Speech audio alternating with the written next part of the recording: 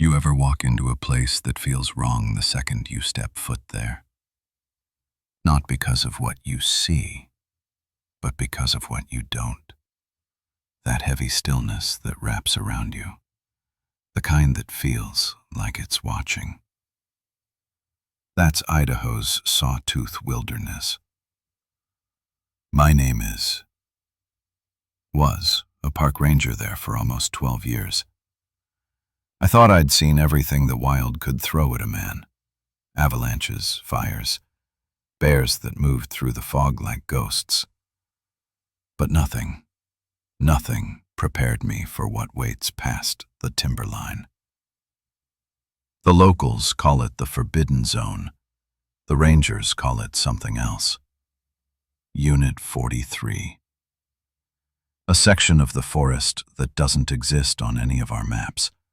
No trails, no markers, no patrol logs past 1972. It's fenced off with chain link swallowed by moss, and every year someone new gets assigned there by mistake. That mistake was me. I was transferred mid-season. No explanation, just coordinates, an access pass, and a short note from my supervisor that read, "Don't go past the ridge at night. Don't answer the radio if you hear yourself." I laughed when I read it, thought it was some initiation joke, but rangers don't joke about the timberline. On my first day, the road out there turned to dust and silence. No birds, no bugs, just the hum of wind moving through trees that felt older than the rest. Then, the sign. Faded red paint half swallowed by bark. 43. Restricted zone. No entry. But the gate was open, and my orders, typed, signed, stamped, told me to go in. I found an outpost, barely standing, windows shattered, moss thick enough to choke the walls, and inside, a desk with a radio still humming faintly, like someone had left it on for decades. The badge on the wall read Cabin 43. Only, there isn't supposed to be a Cabin 43. There was a logbook sitting open on the table. The pages were damp, warped, but still legible. The last entry read, "They're calling again from the creek. Sounds like me this time." Then below that, newer handwriting, darker ink. "He's here now."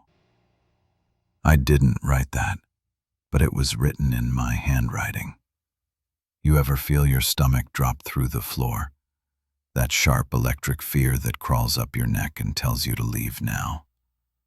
That's what I felt. But I stayed, because I had to know. That night I set up camp near the outpost. Temperature dropped fast, below freezing before midnight. The radio in my tent started to hiss. At first it was just static, then a faint, distorted voice in background. A voice. I recognized it. My voice. "You shouldn't have come here." I froze, didn't sleep, didn't move, just stared at that radio until dawn. When morning came, I found something new beside my tent. My patrol log. Open to an entry I hadn't written yet. Third day in Unit 43. Heard them again near the creek. Not real. Real. Not real. Heartbeat slow, heavy. That phrase, it kept looping in my head. Not real. Real. Not real. By the fourth day, I started noticing the changes. The trails I marked were gone. My compass spun. The trees looked rearranged, like someone had moved them while I wasn't looking. And at dusk, when the sun hit the ridge, the forest made a sound I'll never forget. A low hum, deep, vibrating, like something enormous exhaling underground. That's when I saw the figure. Between the trees, maybe 30 yards out, wearing a ranger's uniform, still, silent, watching. I raised my flashlight, and the face that looked back was mine. I ran back to the outpost, slammed the door, locked it, but the radio was already on. "Don't run, you'll just come back here." It spoke in my voice, same tone, same breath, same hesitation. And then laughter. Not mine. Almost mine. After that night, I stopped counting the days, because they stopped mattering. The sun rose, but the light never changed. Time didn't move right in that place. I found more logbooks, all identical, all signed by the same name, mine. Each one describing the same things in the same order. And the final line of every one said, "Don't let them copy you." You ever wonder why certain maps are blank? Why some coordinates don't load on GPS? They say it's because of signal interference. But I think it's because the world hides what it can't explain. And that part of Idaho, that zone, it doesn't forget the people who wander in. It rewrites them. This isn't a story. It's a warning. If you ever find a fence in the woods, rusted, covered in moss, and the air feels heavier on the other side, turn around. Don't follow the signs. Don't answer the voices. And if you ever hear yourself on the radio, run. You don't believe me, do you? No. The next morning, I started north, past the timberline gate and into the restricted zone. My boots sank into moss that felt thicker than carpet. The trees leaned too close together, branches knitted like they were trying to keep something in. I told myself this was just wilderness, just trees, just air and space and imagination. But that stillness wasn't natural. Every sound, my steps, my breath, came back to me with a delay, like the forest was listening, thinking, then answering back in echo. I followed a dry creek bed for a few miles until I reached what looked like an old campsite. Torn tent fabric, rusted tin mugs, a ranger's badge half buried in the mud. It read, Harris, my supposed supervisor. The same man who'd signed my orders. But the plastic coating on the badge was cracked, like it had been lying there for decades, and the name was nearly worn away. My log for that morning found signs of prior occupation. No wildlife activity. Uneasy silence. I didn't write the part where I heard breathing behind me, or that when I turned, nothing was there. Around noon, the light began to shift. The forest dimmed, though the sky was clear, and in the silence, I heard faint tapping. It sounded like metal on wood, measured, patient. I followed it, stupid I know, but curiosity has its own gravity. The tapping led me to a clearing. At the center was an old wooden post, half rotted, something nailed to it. A ranger's field log, mine, or an exact copy of it. Same cover, same handwriting, even the same dirt smudge across the front page. I flipped to the last entry. It read, "Don't follow the sound." I dropped it, backed away. But the tapping started again, louder this time, and it wasn't coming from the post anymore. It was coming from the trees. I stopped and looked. I noticed something wrong.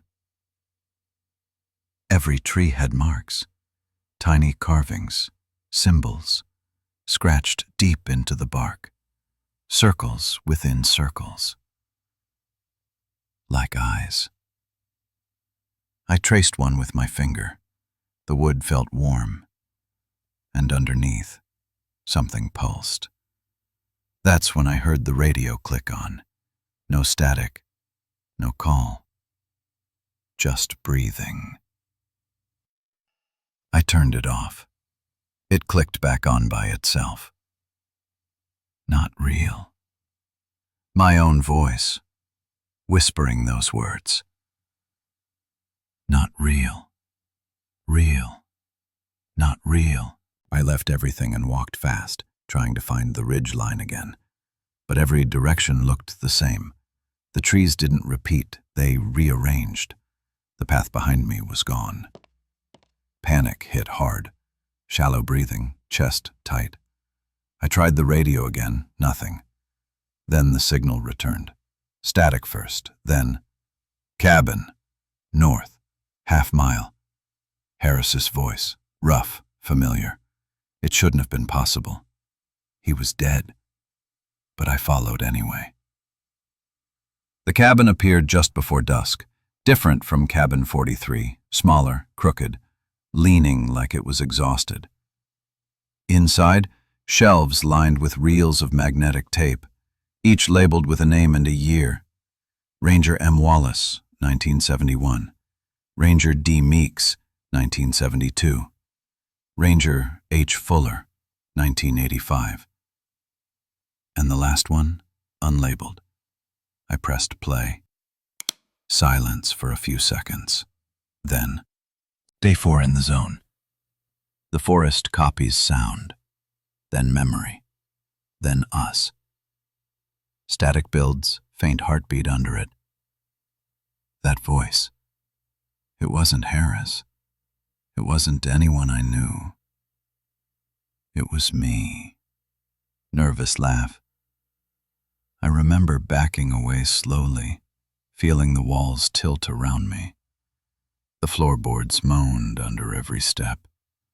And outside, footsteps, dozens of them. But I was alone.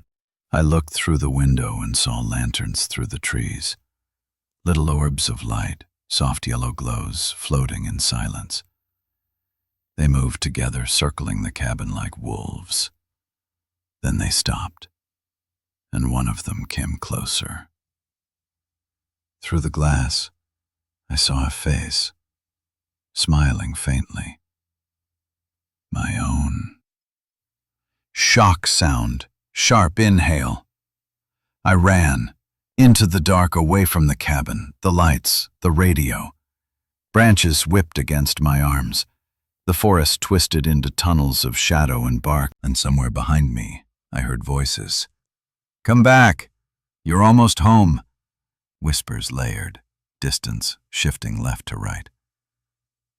I fell once, hard, face first into the dirt. When I looked up, there was a shape in front of me, not human. Tall, thin, draped in something that looked like ranger fabric soaked through with mud. It had no face, just a surface, reflective. When I moved, it mirrored me perfectly. It took a step forward, and I heard my own voice echo from its chest. You shouldn't have come here. I woke up back at my base cabin. No memory of getting there. No sign of the trail or the tapes or the symbols. Everything was normal again, except for one thing. My patrol log was open. Today's date was written across the top, clean, new, fresh ink. And below it, one line. Repeat entry. The next morning, I woke up to the same sound as before. Tapping. Only this time it was coming from inside the cabin walls. Tap. Tap. Tap. That's when I realized, whatever was out there, whatever it was doing, it wasn't hunting. It was rehearsing. The forest was practicing me. Every word I said, every step I took, all of it was being remembered, copied, replayed. The zone wasn't alive in the way we think of life. It was something else, something that learned. That night, the whispers started again, clearer this time. And in the spaces between them, I could hear the sound of the creek, the same one from my first patrol, flowing backward. He's here again, the new one. Repeat entry. That's when I stopped trying to leave, because I understood. The forest doesn't let you go. It rewrites you until you fit. Radio, Favy3 reporting. Cycle complete. I wasn't supposed to hear that transmission, because I was cabin 43 now. I didn't sleep that night.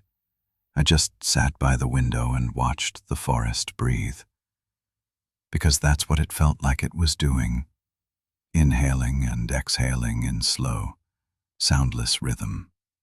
When dawn finally came, the light didn't look right. Too pale, like sunlight shining through deep water. Everything moved slower. Even the dust in the air hung longer before it fell. I opened my field log.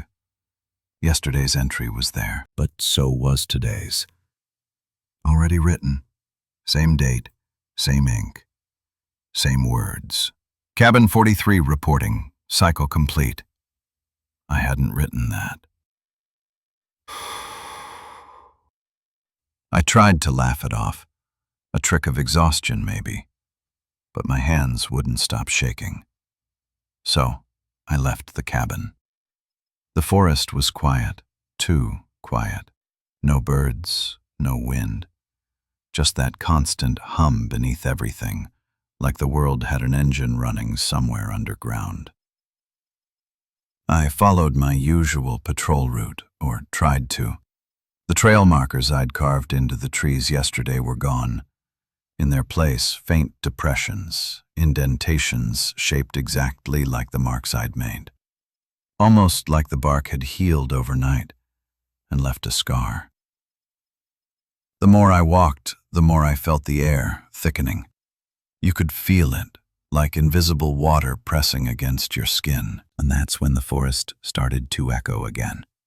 Not just my footsteps this time, my breathing. My every movement came back to me, half a second later, fainter, but perfectly timed. I stopped. The echo stopped. I took one step forward. Something took one step forward behind me. I turned fast, flashlight ready, and froze. There, about 20 feet away, was me. Same uniform, same stance, same expression, even the same cut on my right hand.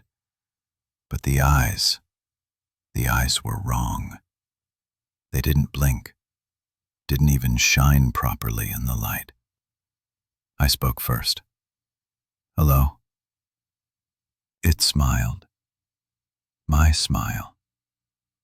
And then, perfectly synced with my voice, it said, hello. It stepped closer. The sound of its boots was identical to mine.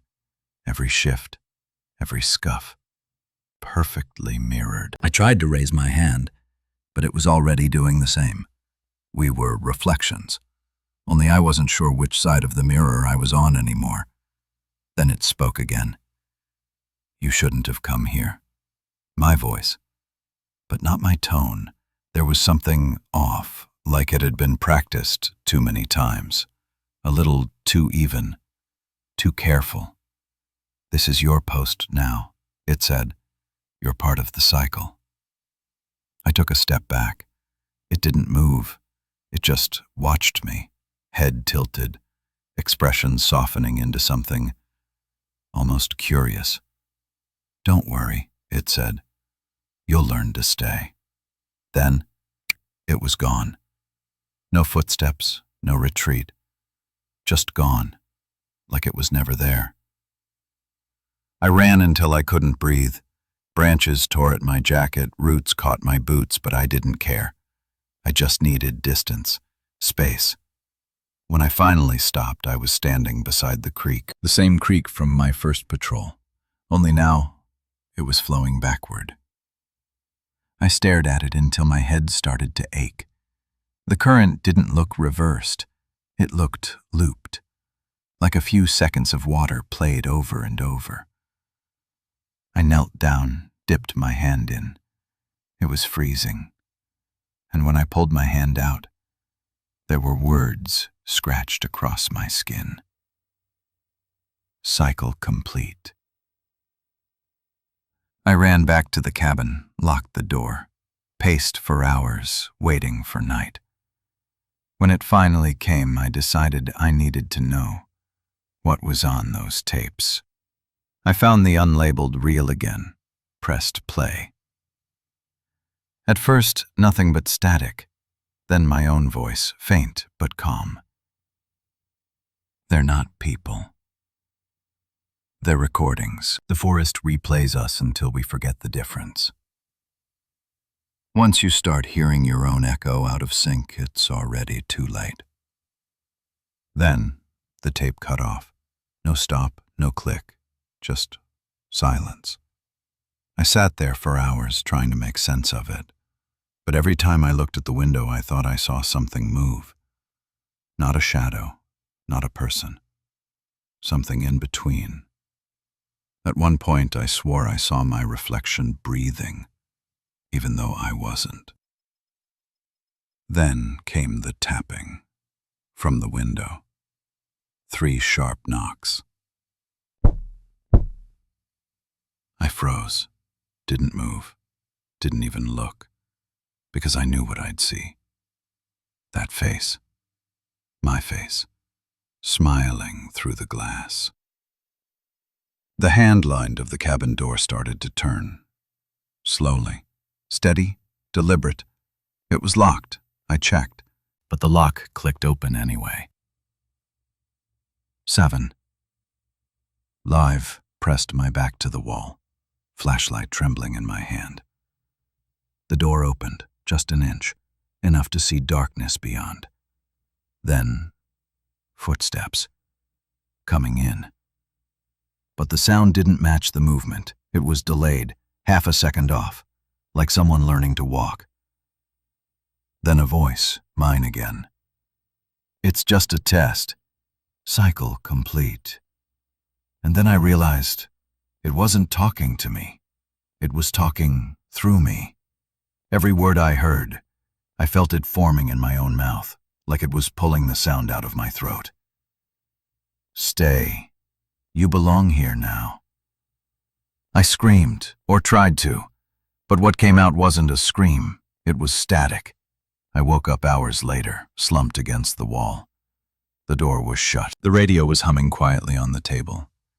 I got up slowly, throat dry, head ringing. The air smelled like wet copper. And on the desk, a new logbook. Brand new. No dust, no mold, no age. Stamped on the front, Cabin 43.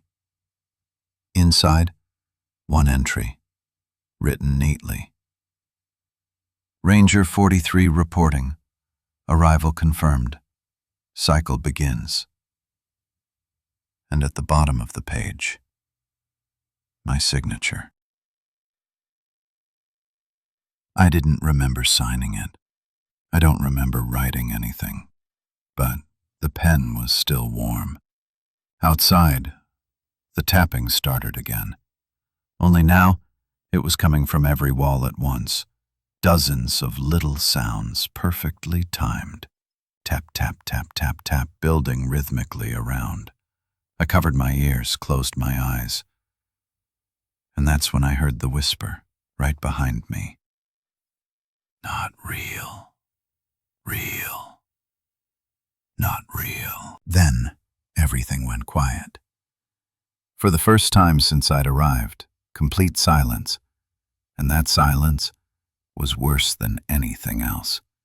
Because in that stillness, I could finally hear what the forest had been hiding beneath the sound. A heartbeat. Slow. Steady. Not mine. The next morning I woke up on the floor.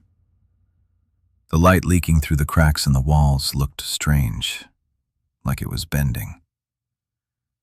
For a few moments, I couldn't tell if it was dawn or dusk. When I stood, my knees ached.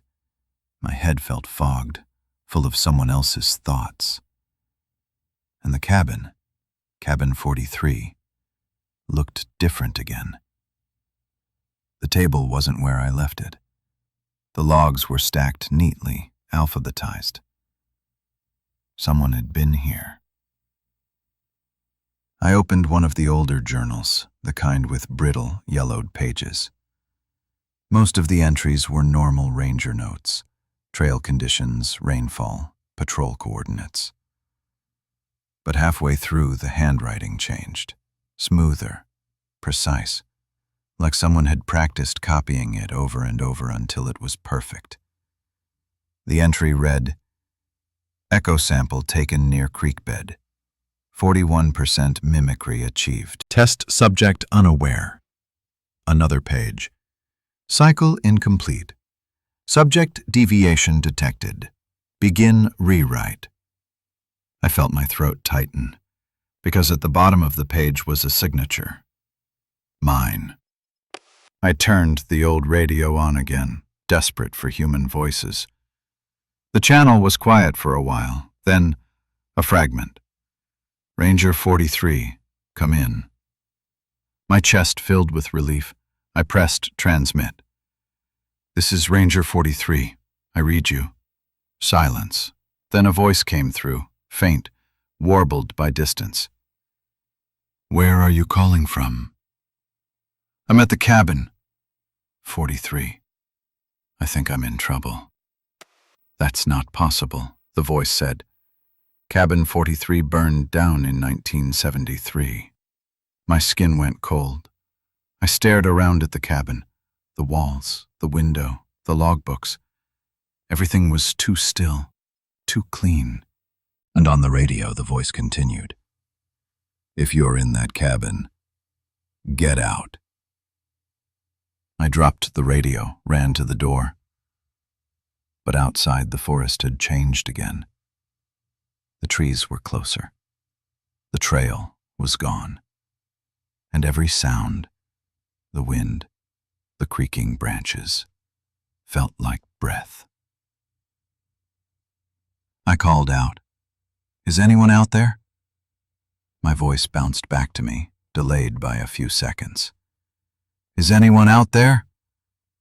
But then it added something new. "Stay where you are." My echo spoke first. I went back inside and barricaded the door. I needed to understand what was happening. So I searched the rest of the cabin. Behind a loose floorboard, I found a metal box, old, rusted, covered in dust. Inside, reels of magnetic tape labeled with years, 1959, 1962, 1972, and a file folder marked Echo Study, Phase 3. The folder contained photographs, black and white shots of forest clearings. Every photo had a ranger in it, and every ranger had the same face. Mine. One note beneath them read, "Containment protocols failing. Mimicry no longer bound to subject location." Another note, "If the cycle repeats, termination impossible. Memory will reset." I sat there for what felt like hours, reading, rereading, trying to piece together the timeline. The first experiments had begun in the late 50s, some kind of acoustic phenomenon near the Sawtooth Ridge. They said the rocks vibrated at certain frequencies that caused memory duplication. The scientists called it the timberline echo. It began with sound, then it moved to image, then Identity. I closed the file. I couldn't breathe because every word confirmed what I'd felt since the first night. The forest wasn't haunted. It was recording. And now, it was playing me back. That night, I couldn't stay still. Every sound felt like it came from inside my own head. So I decided to go to the creek again, where the signal had first started. The air was cold.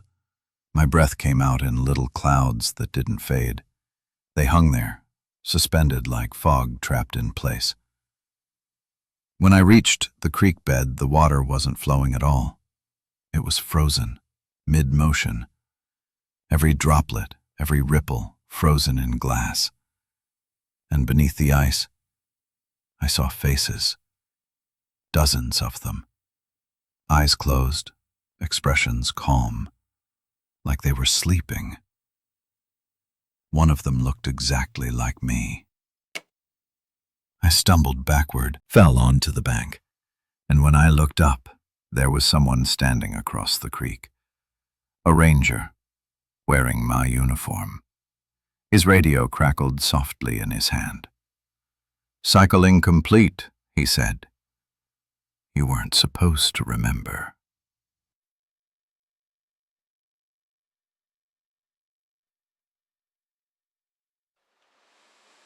Then, the forest hummed again, that deep vibration that shook the ground. The frozen water started to move, slowly, backward. Not real, real, not real. The figure across the creek stepped into the water and didn't sink. He walked across the surface, each step sending out ripples that never reached me. When he stopped on my side, he tilted his head, same as before. And for a moment, I could hear my heartbeat matching his exactly. Then he said it again. "Cycle incomplete. We'll fix it this time." He reached out, and the world went white. Then silence. When I opened my eyes, I was back inside the cabin. The logs were all on the desk again. The radio was humming softly, and my watch read the same time as the day before, 5:32 a.m. Clock ticked slow outside. The light was identical to yesterday. Same shade, same angle through the window. Even the dust motes were in the same place. I stepped outside and saw my own footprints, fresh in the mud, heading toward the creek, then back again, looping endlessly. "Ranger 43 reporting," a voice said over the static. "Day 1 in Unit 43. It was my voice, but the recording date was August 12th, 1972. I turned the radio off and sat down, because finally, I understood. Time wasn't moving forward here.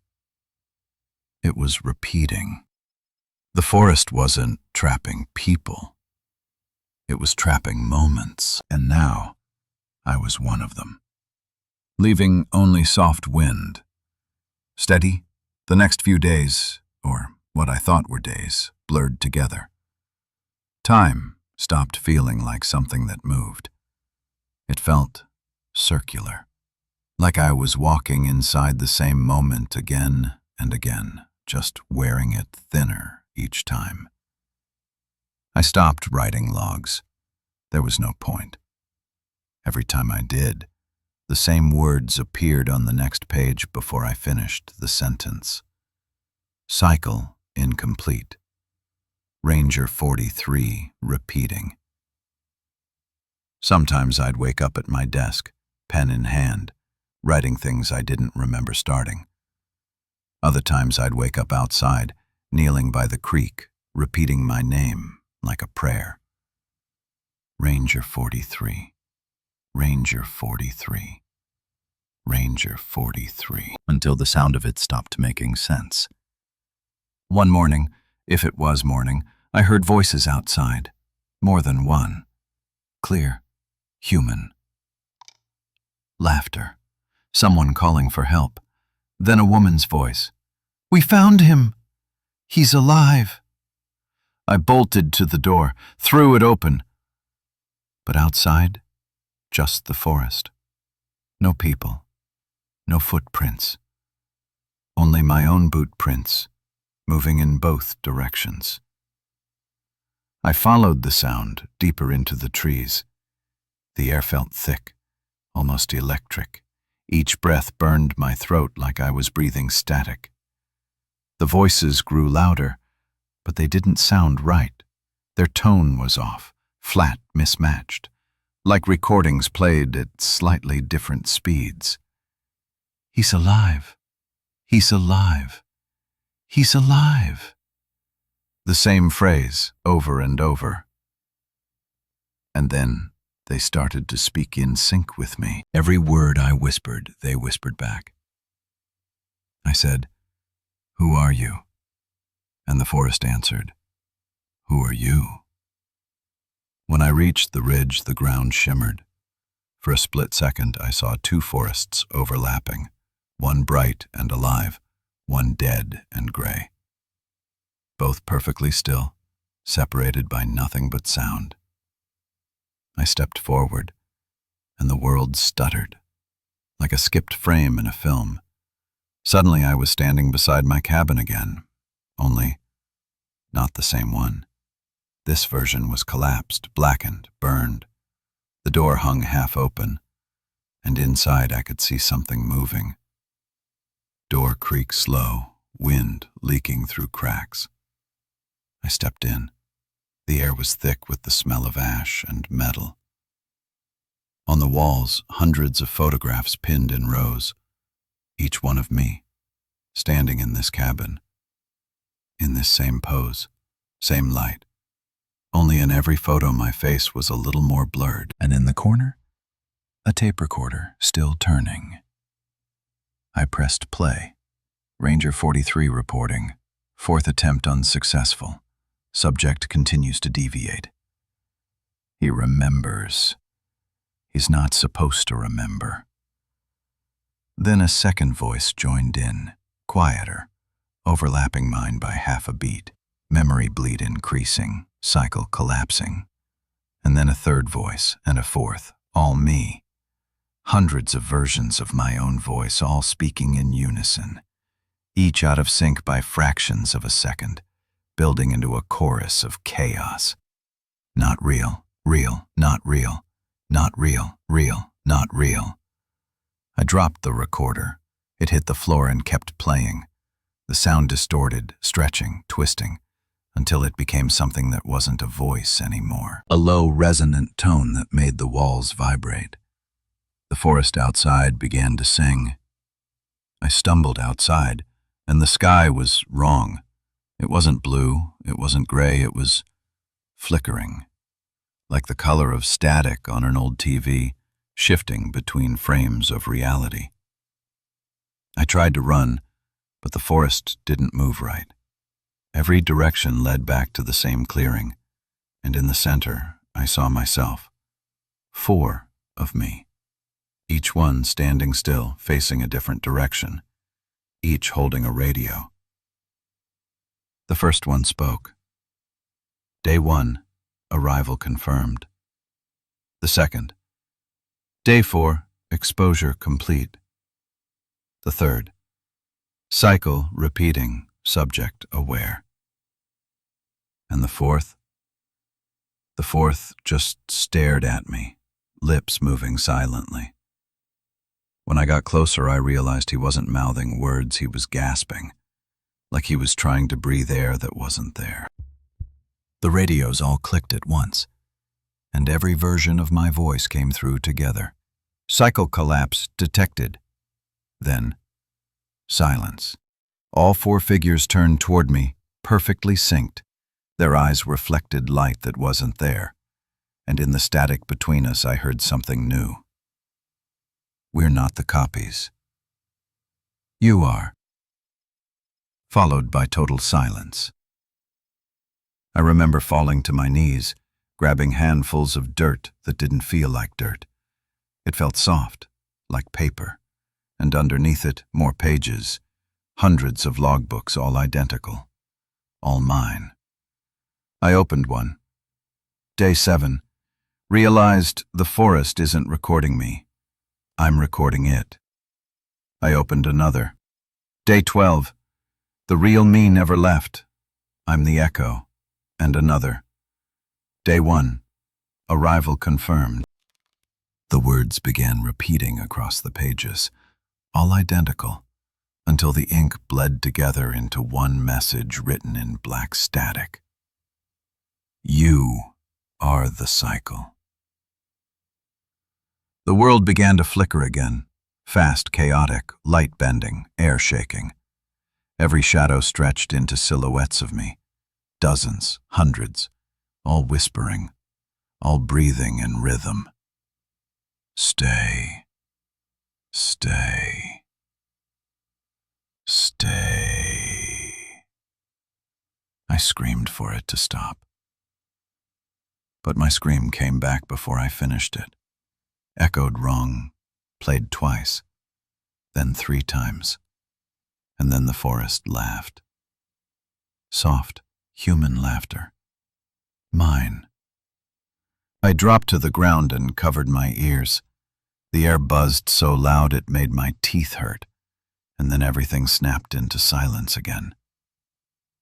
Just one voice left, right behind me. Cycle complete. Statted cuts instantly. When I opened my eyes again, I was back in the cabin. Brand new. Clean. Morning light spilling through the window. The radio sat on the desk, quiet. And next to it, a typed note. Welcome, Ranger 43. Please record your initial observations. Long silence, faint paper rustle. I stared at it for a long time. The ink was still wet. That's when I realized what it wanted. The forest didn't just copy. It rewrote. Each version of me feeding into the next, perfecting the pattern, removing the errors, until the echo became the origin. And now, I couldn't remember which version I was. Not real, real, not real. I whispered it again and again until the words stopped meaning anything. And somewhere in the distance, I heard the sound of another ranger's boots, a new voice calling out, "Hello? Anyone here?" And the forest whispered back in my voice, "Welcome, Ranger 43. The days stopped having edges. I couldn't tell when one ended and another began. Each sunrise felt like an afterimage of the last. Sometimes I'd wake to the sound of rain, but when I looked outside, the sky was dry. Other times I'd hear voices in the walls, breathing in unison, whispering numbers I didn't understand. Cycle 1, Cycle 2, Cycle 3. They counted upward, slow, and then back down again. The forest was alive inside the cabin now. Roots crept through the floorboards at night, curling around my boots while I slept. They moved when I looked away, and froze when I stared. On what I think was the 12th morning, I found a new door. It shouldn't have been there. A hatch in the corner, metal, bolted shut, painted the same gray as the wall behind it. When I touched it, the static in the air deepened, like the cabin itself inhaled. The hatch swung open without resistance, revealing a narrow staircase descending into darkness. A sign above the frame read, "Listening Post." The air below was colder, heavier. Each step groaned under my weight, and the smell, rust, mold, and wet earth clung to my tongue. At the bottom, a hallway lined with old equipment, Reel-to-reel recorders, microphones, and a single typewriter still ticking slowly on its own. One key every few seconds. On the wall, scratched into the paint, "If you hear yourself down here, do not answer." I followed the humming deeper into the corridor. Each recorder played a different sound. A ranger's voice reporting weather, a woman singing softly in the static, children laughing in reverse. And beneath all of it, a steady pulse, like a heartbeat beneath the earth. I found a control panel with one red switch still lit. The label, Echo Cycle 42, active. I stared at it, my hand hovering over the switch. Every instinct told me to leave it alone. But curiosity is a kind of infection. I flipped it. Instant silence. At first, nothing. Then, a voice from the intercom above me. "Ranger 43 reporting. Cycle 43 initializing." My stomach dropped. That was me, but not me. "Subject has reached the bunker," it continued. "Observation complete. Proceeding to integration." Static rises. Walls vibrate lightly. The machines began to turn on one by one, reels spinning, lights flashing, as if the entire bunker was waking up around me. The voices overlapped again, dozens this time, all me, all slightly different. Integration begun. Integration begun. Integration begun. I ran. Back up the stairs, through the hatch, into the cabin. But the door I came through was gone. In its place, a wall of mirrored glass, stretching from floor to ceiling. I saw myself reflected 1,000 times over, each reflection moving a half beat out of sync. Some smiled, some cried, some just stared back at me, with eyes that weren't mine.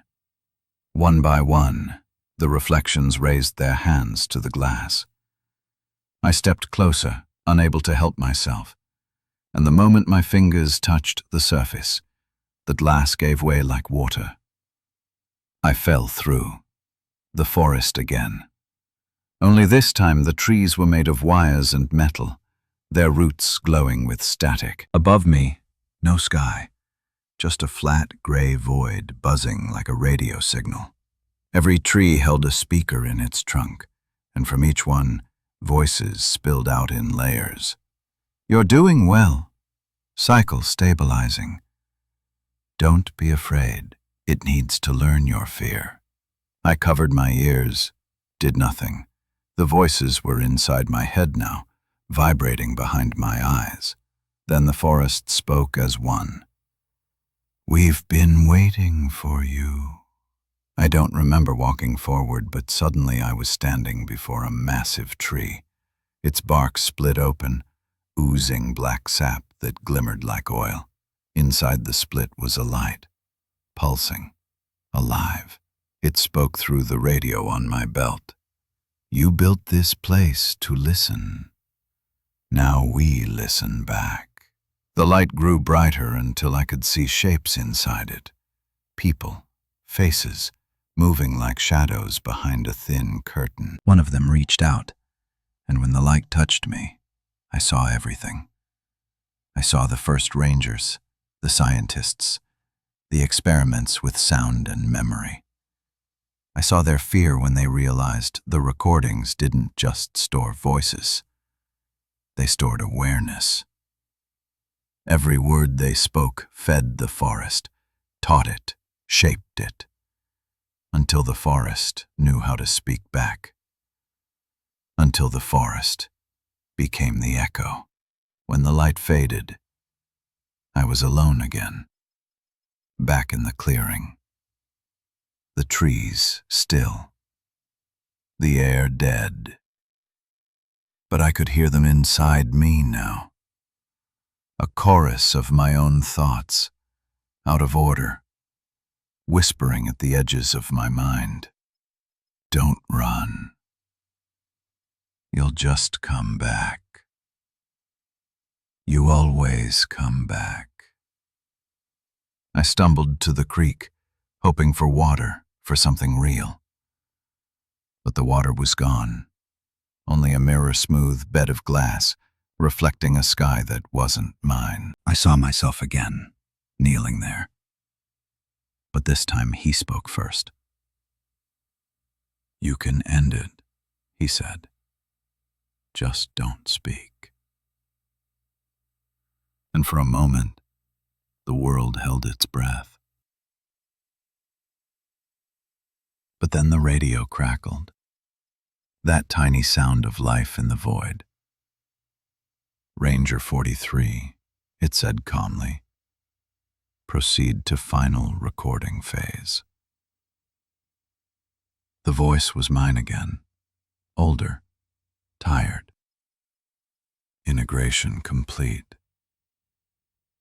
I looked at my reflection in the glass. He was smiling. And behind him, behind me, the forest moved closer. Branches stretching like arms.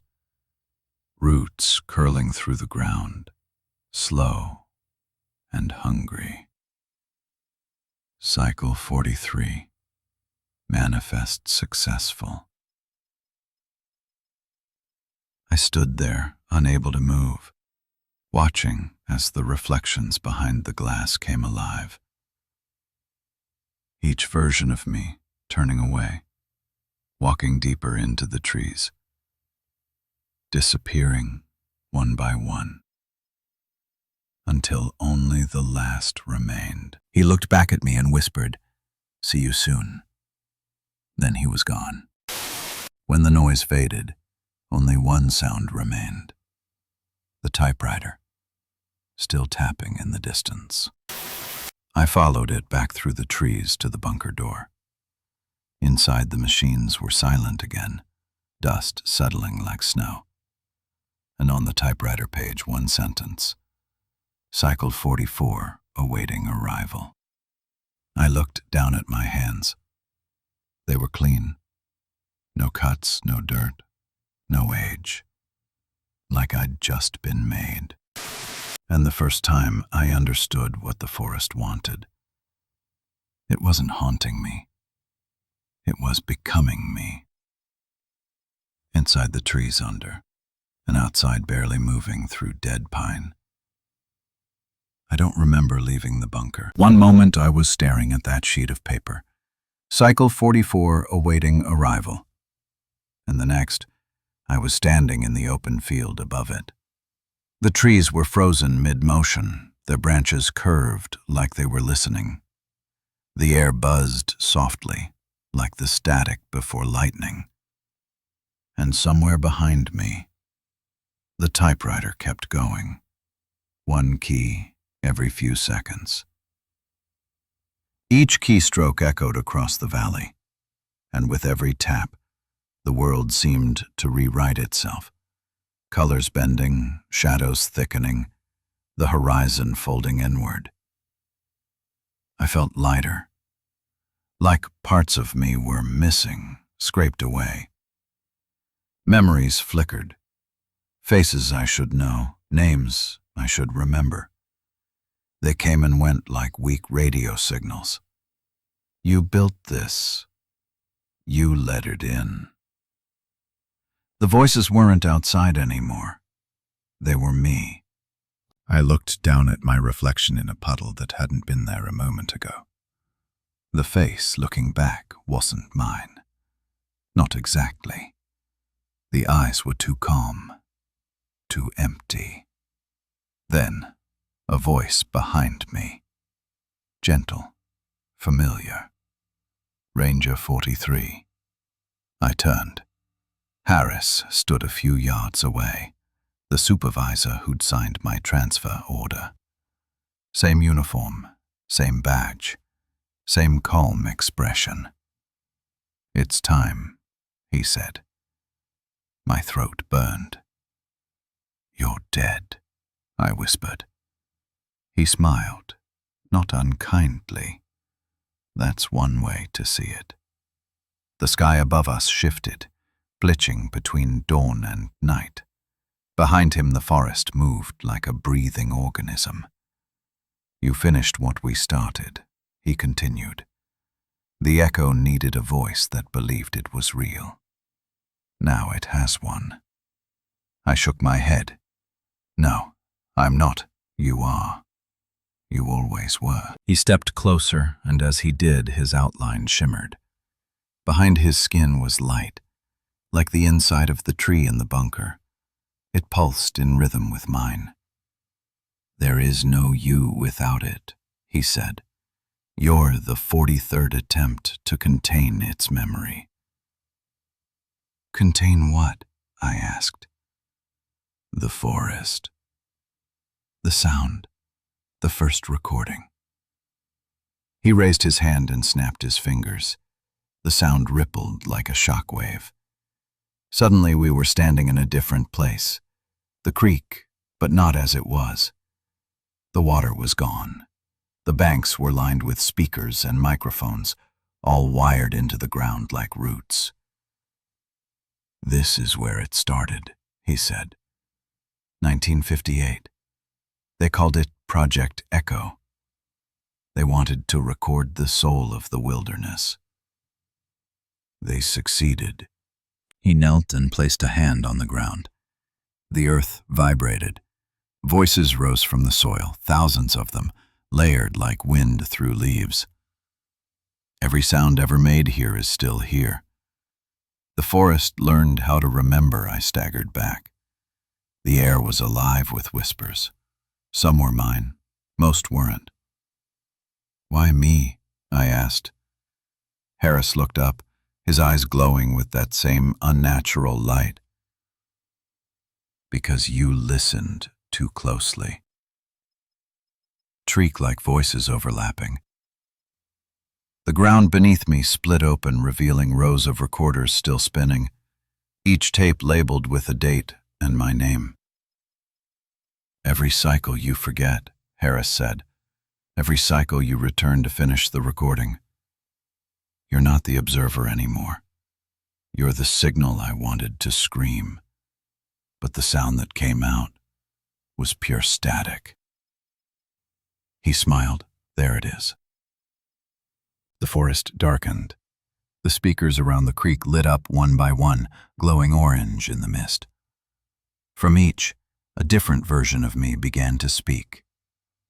Day 1, Day 4, cycle repeating.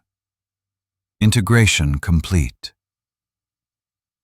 The voices merged into one drone, not a human sound, but a frequency that vibrated inside my bones. "This is what the forest wants," Harris said softly. "To remember itself." He walked into the center of the creek, and the light swallowed him whole. Then it was my turn. The world tilted. The trees bent inward. Every voice I'd ever heard, every version of my own voice, rose into a single note of sound. It wasn't loud. It was perfect. Complete. It was perfect. I saw everything for what it was. There was no forest, no ranger, no cabin 43, just an endless recording loop, turning and turning, burning each memory into the next like tape overwritten too many times. And the voice that spoke through it was mine. And it was not. Cycle complete, then steady like a metronome. The light swallowed the forest. When it faded, I was back in the cabin again, though it wasn't ruined this time. It was perfect. New. The radio on the desk clicked to life. "Ranger 43 reporting," my voice said. "Unit 43 active, awaiting orders." But I hadn't spoken. I walked to the mirror on the opposite wall. The reflection smiled. I didn't. It raised a hand and tapped on the glass. Then it spoke. "Cycle 44 ready." I watched as it turned and walked away from me. disappearing into the trees that shouldn't be there at all. I reached out to touch the mirror and felt it bend, soft and warm like skin. Not real. Real. Not real. The radio buzzed again, its dial turning on its own. A new voice came through, younger, confused. "This is Ranger Wallace. I just arrived at cabin 43. Is anyone there?" My mouth moved before I could stop it. "Welcome, Ranger 43. The forest outside breathed in time with me. And somewhere deep below, the typewriter started again. I moved, that's the truth of it. There was never a ghost, never a curse. Just a memory so strong it learned how to speak for itself. And it needed a voice. My voice. Maybe now it will use yours. If you're hearing this, you've made it farther than most. Most people stop before the last reel. They tell themselves it's fiction. They laugh, maybe, at the sound of my voice. But not you. You listened. You followed it all the way to the end. That's how it finds you. It doesn't use teeth or claws. It uses attention. It waits for someone to listen long enough for the story to turn inside out.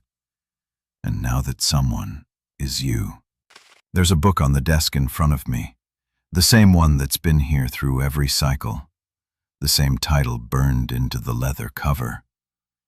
Unit 43, Listening Log. I've tried to burn it, bury it, throw it into the creek, but it always finds its way back. Every page fills itself as I speak. Every word I say becomes another line in its memory. It's not a book.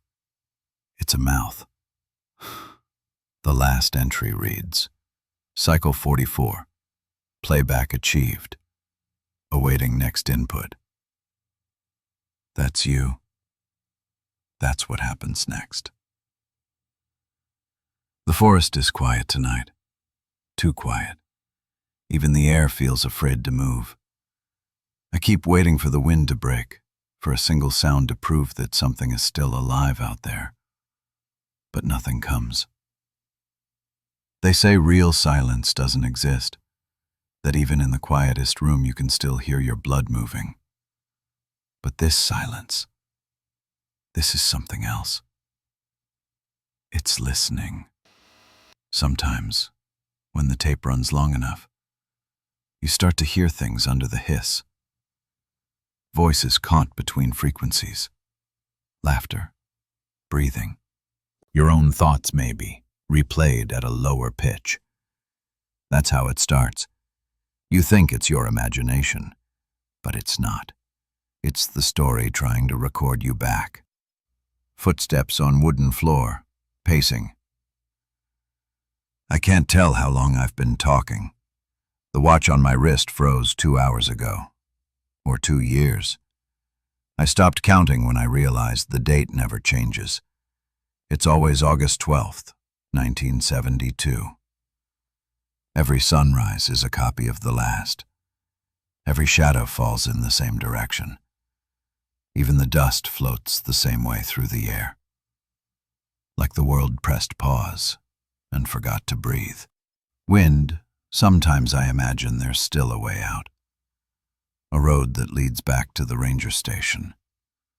A voice on the radio that isn't my own. But every time I try to leave, the forest folds in on itself. The road loops. The trees repeat, and no matter which way I go, I end up back here. Cabin 43. Listening post. The mouth of the world. I thought if I kept recording, I could drown it out, replace its memory with mine. But the echo doesn't work that way. It doesn't forget. It collects. Every version of me that's ever spoken into this microphone is still here, layered beneath the static, speaking the same words, over and over. Sometimes I hear them breathe with me. Sometimes I feel them move. Sometimes I think they're trying to get out. I found them tucked in note inside the logbook once. Old paper, burned at the edges. It said, "Don't look behind you while you're recording." If you hear your own voice breathing down your neck, keep talking. It only moves when you stop. That's why I keep talking. That's why this tape never ends. It's funny. There are moments I forget what fear feels like. It becomes something quieter, something familiar. You start to live inside it like a house. It's warm here now.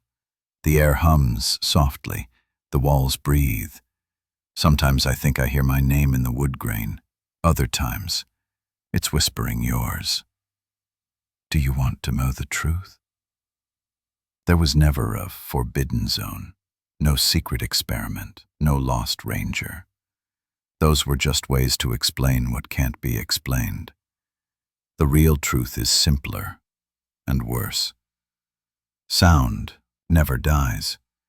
Every voice ever spoken still exists somewhere, bouncing endlessly between matter and memory. The forest is where it collects. 1,000 years of echoes piled into one place. And when the weight of all that sound becomes too heavy, it needs somewhere to go. Someone to speak through. That's why it built Cabin 43. That's why it built me. There it is again. 3 knocks. Knock, knock, knock. They never get impatient. They just wait. I used to think opening the door would end it, that I'd see sunlight or the next world, or nothing at all. But I opened it once, and all I saw was another version of myself, sitting at this desk, saying these same words. That's when I realized the forest doesn't copy people. It copies moments, perfectly, endlessly. Every knock, every whisper, every breath, recorded, replayed, until it becomes all there is. You'll hear it soon, not right away, maybe tomorrow, maybe next week. A sound you can't place, a low hum under your pillow. A voice just outside your window at 3:43 a.m., whispering softly, asking if you remember this part. If you do, don't answer. Don't even breathe, because the moment you do, the story starts again. And this time, you'll be the one telling it. Find the other. There's only one line left to read. It's written in someone else's hand, older than the cabin, older than me. If you're hearing this, it already knows you. If you're hearing this, it already knows you. This time you don't believe me, do you? Then stop. This is Ranger 43, Cabin 43 active. Day 1. Cycle begins. Heart being's worst. This is the raged. Cycle 45. Awaiting arrival. This is the raged. This is a lovin', silently. Every time you replay this, it gets closer.